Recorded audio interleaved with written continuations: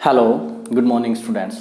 बेटा हमने कल +1 क्लास का जो हमारा टॉपिक किया था उसमें हमने किए थे discovery of electrons and discovery of protons, means cathode and anode rays. अब जैसे ही पता चला कि इलेक्ट्रॉन और प्रोटॉन भी होते हैं एटम में, तब तक न्यूट्रॉन डिस्कवर नहीं हुआ था, वो तो काफ़ी लेट हुआ है, 1932 में डिस्कवर हुआ था। तो उससे पहले साइंटिस्ट अब किस में लगे कि अरेंज कैसे हैं, बहुत सारे साइंटिस्ट लगे। तो सबसे पहले जो एक सिंपल जो मॉडल दिया था वो दिया था जे थॉमसन ने। कोई नया नहीं है, आपने 9th क्लास में पढ़ा है J Thomson model of an atom.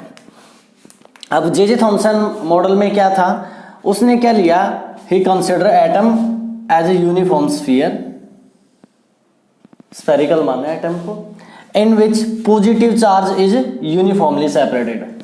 Positive charge ये पूरे के अंदर यूनिफॉर्मली सेपरेट है। And he said electrons are embedded on it like seeds in watermelon या dry fruits on a Christmas pudding। उसने क्या कहा, atom is a uniform sphere of या in which positive charge is uniformly separated and the electrons are embedded on it या in it कर सकते हो, like seeds in watermelon। जैसे watermelon में, तरबूज के अंदर बीज हर जगह फैले हुए हैं, ज़्यादातर फ्रूट्स में नहीं तो एक जगह होंगे, बीच में कहीं, इसमें वाटरमेलन की तरह है। या और क्या कह सकते हैं हम, यहाँ के बाद जो हमने किया ना एम्बेडेड ऑन इट लाइक, इसको हम ये भी कह सकते हैं like dry fruits on A Christmas pudding. किसी क्रिसमस पुडिंग के ऊपर जो ड्राई फ्रूट्स हैं, जैसे कोई भी पुडिंग लो, उसके अंदर हम जब ड्राई फ्रूट्स डालेंगे कोई सीक्वेंस तो आएगी नहीं, हर जगह बीच में दाएं बाएं कहीं ना कहीं कोई ना कोई निकलेगा। ऐसे ही इसमें है। इसने क्या कहा, एक अच्छी बात उसमें क्या हुई थी उस टाइम जो लोगों को ऑब्जर्व की हुई कि ओवरऑल जो पॉजिटिव और नेगेटिव चार्ज है वो बराबर है, so that atom as a whole is electrically neutral. जो पॉजिटिव चार्ज है एंड नेगेटिव चार्ज वो क्या होगा, इक्वल, जिससे क्या होगा, atom as a whole electrically neutral. जो आपको पता है, ये बहुत सारे ड्रॉबैक रही जो आगे हम दूसरे मॉडल के साथ एक्सप्लेन कर देंगे। इसके बाद हमारा जो सक्सेसफुल हुए उस टाइम पर काफ़ी हद तक हुआ, जिसने इसमें से बहुत सारी लिमिटेशंस दूर की, वो आया था हमारा Rutherford model of an atom 1909 में, 1909 में एक मॉडल प्रपोज हुआ था। अब वो भी क्योंकि न्यूट्रॉन तो तब तक भी डिस्कवर नहीं हुए थे, न्यूट्रॉन तो 1932 में चैडविक ने डिस्कवर किए थे, सी चैडविक। तो चैडविक से पहले न्यूट्रॉन तो किसी को पता ही नहीं थे, क्योंकि वो इलेक्ट्रिकली न्यूट्रल थे, अपनी प्रेजेंस शो नहीं कर रहे थे। लेकिन रदरफोर्ड ने उनके बारे में कुछ बताया था, वो कैसे, अभी ध्यान से देखो पता चल जाएगा। Rutherford's model of an atom. Rutherford ने क्या बताया, उसने एक एक्सपेरिमेंट किया जिसके अंदर उसने अल्फा पार्टिकल्स को ड्रॉ किया था। अल्फा पार्टिकल लिए, अल्फा पार्टिकल क्या होते हैं, अल्फा पार्टिकल जो होते हैं ये हैवी पॉजिटिवली चार्ज पार्टिकल हैं, और वो भी हाई स्पीड से जो मूव कर रहे हो, moving heavy positively charge particles. या हम कह सकते हैं He2 पॉजिटिव पार्टिकल्स हैं जिनका मास कितना होगा, 4 यूनिट। इसने यहां पर एक स्लिट लगाई लेड की, जिसके अंदर से एक थिन बीम ही जा सकती थी और यहां पर इसने ली thin gold foil. Thin gold foil क्यों ली? क्योंकि हमें पता है गोल्ड सबसे ज़्यादा मैलिएबल था, बहुत पतला करना है, और इस वजह से इसने गोल्ड फॉइल ली। और इसके चारों तरफ ये लगा दी एक photography plate, movable photography plate. यहां से वो फिर ऑब्जर्व करेगा। यहां हमने लगा दिया एक मूवेबल माइक्रोस्कोप। जब उसने यहां पर अल्फा पार्टिकल्स जब डाले, alpha particle fastly moving positively charge particle, और इसके चारों तरफ उसने इसको कोटेड किया किससे? जिंक सल्फाइड से। जिंक सल्फाइड क्यों? जिंक सल्फाइड क्या काम करेगा? एक अल्फा पार्टिकल डिटेक्टर का काम करेगा। जब वो अल्फा पार्टिकल इसके साथ टकराएंगे तो कुछ स्पार्किंग होगी, कुछ लाइटनिंग होगी, जिसे वो ऑब्जर्व करेगा कि वो कहां टकराए। जब ये पार्टिकल आए तो उसने ऑब्जर्व किया कि ज्यादातर क्या होंगे, वो पार्टिकल स्ट्रेट आएंगे इसके अंदर से, विदाउट एनी डिफ्लेक्शन वो चले गए। कुछ एक जो थे वो एक स्मॉल एंगल पर डिफ्लेक्ट हुए, और कोई एक आधे वापस जो डिफ्लेक्ट यहां पर डिटेक्ट ही नहीं हुआ, बैक उसी साइड में आ गया। या इसको मैं और थोड़ा सिंपल बनाऊं तो इस तरीके से दिखा सकते हैं हम।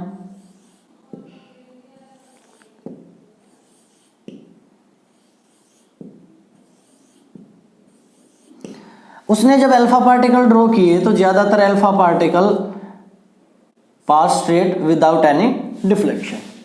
Few alpha particle get deflected to a very small angle.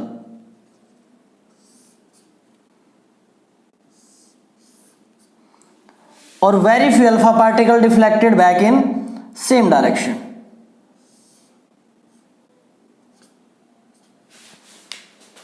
ये उसने अपने एक्सपेरिमेंट से ऑब्जर्व किया था। क्या क्या ऑब्जर्व किया उसने? ये तो पता चल गया कि उसने एक्सपेरिमेंट कैसे किया। ये अल्फा पार्टिकल का कोई सोर्स है। अल्फा पार्टिकल क्या होते हैं? हैवी पॉजिटिवली चार्ज पार्टिकल है हमारे, या हीलियम 2 पॉजिटिव चार्ज पार्टिकल। जब उसने गोल्ड फॉइल के ऊपर डाले तो ज्यादातर स्ट्रेट पास हो गए विदाउट एनी डिफ्लेक्शन। तो उसने पहली ऑब्जर्वेशन क्या की? Maximum alpha particles more than 90% passed straight through thin gold foil without any deflection। ज्यादातर सीधे निकल गए, कोई डिफ्लेक्शन नहीं हुई, एज इट इज स्ट्रेट। दूसरा उसने ऑब्जर्व किया few alpha particles get deflected to a very small angle। Means वो जो एंगल होगा ना लेस देन 90 डिग्री। तीसरा उसने यहां से ऑब्जर्व किया वेरी फ्यू, कितना? 1 आउट ऑफ 20,000 अप्रोक्स या अबाउट। एक क्या हुआ? get deflected back in same direction या to a large angle, यानी कि एंगल जो होगा ग्रेटर देन 90 डिग्री या मे बी 180 डिग्री, वापस उसी डायरेक्शन में आ जाए। ये उसने क्या किया? उस एक्सपेरिमेंट से ऑब्जर्व किया। अब यहां पर अगर हम जे थॉमसन लेते जो अभी हमने पढ़ा है उसके अकॉर्डिंग तो क्या होता है, ऐसे नेगेटिवली चार्ज थे, तो अगर यूनिफॉर्मली है पॉजिटिव चार्ज तो ये तो सारे के सारे सीधे जाने चाहिए थे। पॉजिटिव में से अगर कोई पॉजिटिव पास होता तो सारे एक जैसे पास होते या बिल्कुल भी नहीं होते। तो वो यहां पर फेल हो गया था, वो इन चीजों को एक्सप्लेन ही नहीं कर सकता था एक्सपेरिमेंटल को, जो हमारे रदरफोर्ड ने किया। अब रदरफोर्ड ने जो चीज ऑब्जर्व की उसके हिसाब से उसने कंक्लूजन क्या निकाला? उसने कंक्लूजन निकाला कि अगर ज्यादातर पार्ट जो अल्फा पार्टिकल है पास हो गए स्ट्रेट, कोई चीज कब स्ट्रेट पास हो सकती है? अगर रूम में हम कोई हल्की सी बॉल भी फेंकें और अगर हल्के से धागे भी लटके हुए हैं तो भी वो स्ट्रेट नहीं जा पाएगी। मीन्स तभी जा सकती है वो बिल्कुल खाली पड़े हैं। इसका मतलब है जो मैक्सिमम स्पेस है मैं यहां पर डाल रहा हूं, जो उसने ऑब्जर्वेशन से कंक्लूजन निकाला। कंक्लूजन जो फर्स्ट था वो क्या था? Because maximum alpha particle pass straight through the thin gold foil, ये आप लाइन लिखोगे। इट मीन्स जो मैक्सिमम स्पेस है inside an atom is vacant या एम्प्टी, जो भी लिखना है, ज्यादातर खाली पड़ा है। फिर उसने कहा few alpha particle get deflected to a very small angle. अब क्योंकि हमने क्या कहा, अल्फा पार्टिकल क्या है, पॉजिटिवली चार्ज पार्टिकल है, तो पॉजिटिव किससे डिफ्लेक्ट होगा, ऑब्वियसली पॉजिटिव से, नेगेटिव तो अट्रैक्ट करता। इट मीन्स वहां पर कोई ना कोई पॉजिटिव चार्ज तो है एटम के अंदर। तो इसने कहा it means there must be some positive charge particles inside an atom, जो क्या थे हमारे प्रोटॉन्स। और उसने इसको क्या माना, उसको इसने माना न्यूक्लियस। न्यूक्लियस की डिस्कवरी रदरफोर्ड ने की थी। थर्ड जो कंक्लूजन है वो क्या निकाला है इन्होंने पाया कि very few particle get deflected back in same direction. इसका मतलब क्या लिया, क्या निकला कि जो न्यूक्लियस है वो बहुत ही छोटा और बहुत ही हैवी है। अब ये दो बातें हम कैसे लिख पा रहे हैं, अब देखो ये पॉजिटिव तो हमने चार्ज के बेस पर किया, अब हम कह रहे हैं इट मीन्स जो न्यूक्लियस है is very small and very heavy. इसको एक्सपेरिमेंटली हम भी समझने की कोशिश करते हैं। सपोज हमने 20,000 पार्टिकल इधर भेजे, तो इसके साथ अगर ये ज्यादा बड़ा है तो बहुत सारे पार्टिकल टकराएंगे, इसके बजाय इधर से आ रहे होते तो एक कम एरिया मिलता तो कम पार्टिकल टकराते। तो स्मॉल तो इस वजह से लिया कि अगर वो बड़ा होता तो 20,000 में से कोई एक ही नहीं आता, ज्यादा टकराते, ज्यादा वापस आते। हैवी कैसे, सपोज मान लिया ये एक अल्फा पार्टिकल हैवी, अगर इससे टकराया it come back in same direction.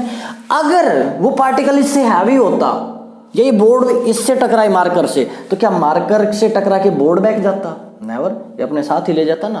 तो हैवी है और वो टकरा के वापस आए, इट मीन्स न्यूक्लियस उससे कहीं ज्यादा हैवी है। तो यहां से उसने क्या ऑब्जर्व किया कि ये वेरी हैवी और वेरी स्मॉल। ये क्या आई थी हमारी ऑब्जर्वेशंस।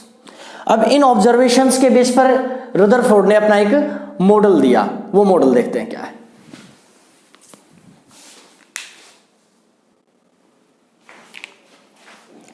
तो क्या मॉडल दिया रदरफोर्ड ने फिर इन ऑब्जर्वेशन और कंक्लूजन के बेस पर।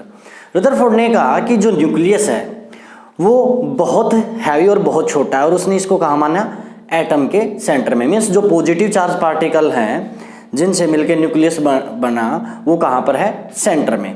तो उसने क्या क्या दिया अपने मॉडल के मेन पॉइंट्स। उसने कहा जो एटम है उसके अंदर जो न्यूक्लियस है, जो मैक्सिमम जो मास है या मेन मास है वो कहाँ पर होगा, न्यूक्लियस में। इसने कहा जो न्यूक्लियस है वही क्या होगा, मास जितना होगा मेन मास वही कंसिडर करेगा, और ये very small as compare to atom.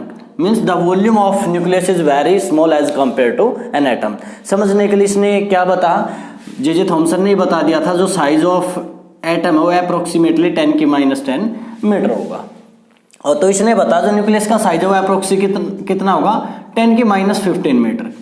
Volume की अगर मैं रेशियो निकालूं, volume of nucleus upon volume of atom, तो कितनी आएगी, 10⁻15 का क्यूब, क्योंकि हम डायरेक्ट बाकी चीजें तो कट जाएंगी, 10⁻10 का क्यूब। तो ये अप्रोक्सीमेटली अगर मैं इसको जनरल एग्जांपल में समझाऊं कि अगर मैं न्यूक्लियस को एक क्रिकेट बॉल मान लूं या टेनिस या क्रिकेट बॉल, तो जो एटम है वो कितना होगा, उसका रेडियस लगभग 5 किलोमीटर लंबा। तो इतना छोटा है as compare to atom nucleus. फिर इसने कहा जो न्यूक्लियस है ये बहुत हैवी, हमने पीछे भी बताया कि बहुत हैवी है। मीन्स जो मेन मास है वो न्यूक्लियस की वजह से, और न्यूक्लियस में क्या है,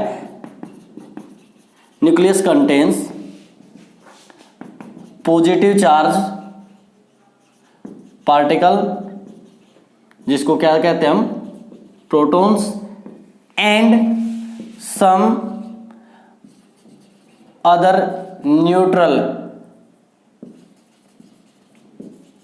पार्टिकल्स, इन दोनों के कॉम्बिनेशन को हम क्या बोलते हैं? न्यूक्लियॉन्स। क्योंकि चैडविक ने मैंने बता 1932 में डिस्कवर किया क्या? प्रोटॉन।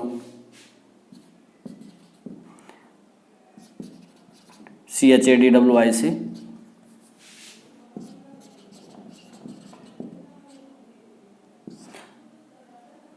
चैडविक ने कब डिस्कवर किया? 1932 में। रदरफोर्ड ने मॉडल कब दिया? 1909 में।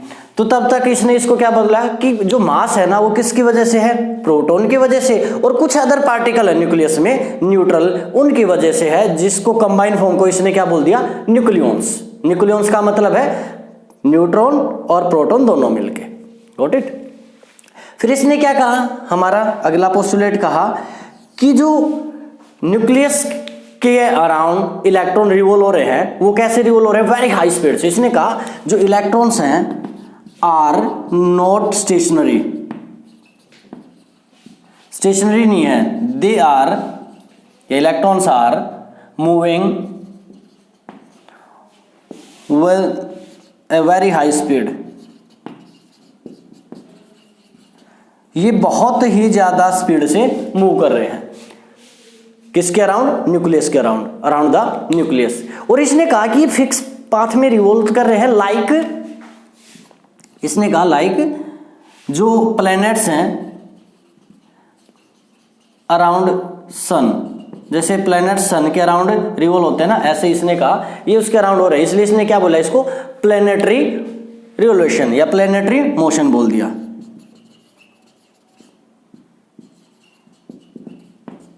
इसको ध्यान रखना, ये अभी आगे एक्सप्लेन करेंगे जिसकी वजह से दिक्कतें क्या आई। तो ये चीजें इन्होंने इसके बारे में बताई थी। अब वैसे तो आगे देगा तुम्हारे ड्रॉबैक्स, मैं ड्रॉबैक भी यहीं पर बता देता हूं। ड्रॉबैक क्या रही? मेन ड्रॉबैक ये रही कि एक तो ये स्ट्रक्चर ऑफ एटम नहीं बता पाया कि इलेक्ट्रॉन किस तरीके से होंगे, फिर वो बाहर न्यूक्लियस के अराउंड कैसे होंगे। दूसरा मेन ड्रॉबैक क्या रही? इसने कहा प्लैनेटरी मोशन में होते हैं। अब प्लैनेटरी मोशन पर थोड़ा सा आते हैं, इलेक्ट्रॉन का मास क्या है? नेग्लिजिबल, जबकि प्लैनेट्स का मास वो मासिव है, कैन नॉट नेग्लेक्ट। दूसरा इसने कहा कि ये उसके सन के अराउंड जैसे रिवॉल्व होते हैं। अब ये किसके अराउंड रिवॉल्व हो रहा है? न्यूक्लियस। न्यूक्लियस कैसा? पॉजिटिव। इलेक्ट्रॉन कैसा? नेगेटिव। अब हमारे अगर क्लार्क मैक्सवेल लॉ के बारे में जाएं, कूलम्ब्स लॉ आप लोग आगे पढ़ोगे 12th में, या अभी मैं थोड़ा बता दूं क्या होता है, Q1 Q2 by are square, या कोई भी प्रोपोर्शनलिटी कांस्टेंट लग जाएगा तुम्हारा। या तुमने ग्रेविटेशन में पढ़ा है M1 M2 upon r square into g लग जाता है। उसी तरीके से इसने कहा कि अगर ये ऐसे होगा, कैसे? प्लेनेट की तरह, तो क्लार्क मैक्सवेल जो हमारे साइंटिस्ट हैं उन्होंने बताया अगर एक चार्ज बॉडी दूसरी चार्ज बॉडी के अराउंड अगर रिवॉल्व होगी तो क्या होगा? मैग्नेट के फॉर्म में वो कुछ एनर्जी रिलीज करती जाएगी। अगर वो एनर्जी रिलीज करेगी, अब देखो अगर कोई इलेक्ट्रॉन यहाँ ऐसे रिवॉल्व कर रहा था, ये हमारा न्यूक्लियस है, यहाँ है, वो अगर पहले ऐसे रिवॉल्व किया तो अगले राउंड में उसकी एनर्जी कम हो जाएगी, फिर और कम होगी, फिर और कम होगी, लास्ट में क्या होगा? वो न्यूक्लियस के अंदर गिर जाएगा। इससे तो एटम ही कोलैप्स हो जाएगा, जो पॉसिबल ही नहीं है कि इलेक्ट्रॉन प्रोटॉन जहाँ पर हैं वहाँ पर गिर पाए, क्योंकि इलेक्ट्रॉन बाहर रिवॉल्व होंगे और प्रोटॉन न्यूक्लियस के अंदर होंगे। तो इस वजह से ये स्टेबिलिटी ऑफ एटम को एक्सप्लेन नहीं कर पाया। उसके अलावा भी बहुत सारी चीजें हैं जहां जो एक्सप्लेन नहीं हुई, कि हाइड्रोजन स्पेक्ट्रम लाइंस जो आगे आएगा हमारा टॉपिक, वह एक्सप्लेन नहीं हुआ। तो बहुत सारी चीजों में यहाँ ड्रॉबैक भी रह गई थी, जो फर्दर हमारा इसके बाद हम जो मॉडल पढ़ेंगे बोहर मॉडल, वो भी आपका 9th में आया था, ये भी आया था, और जे थॉमसन भी, उसने उसको प्रॉपरली एक्सप्लेन किया था। तो आज के लिए जे थॉमसन, रदरफोर्ड मॉडल और इसकी लिमिटेशन ये करोगे।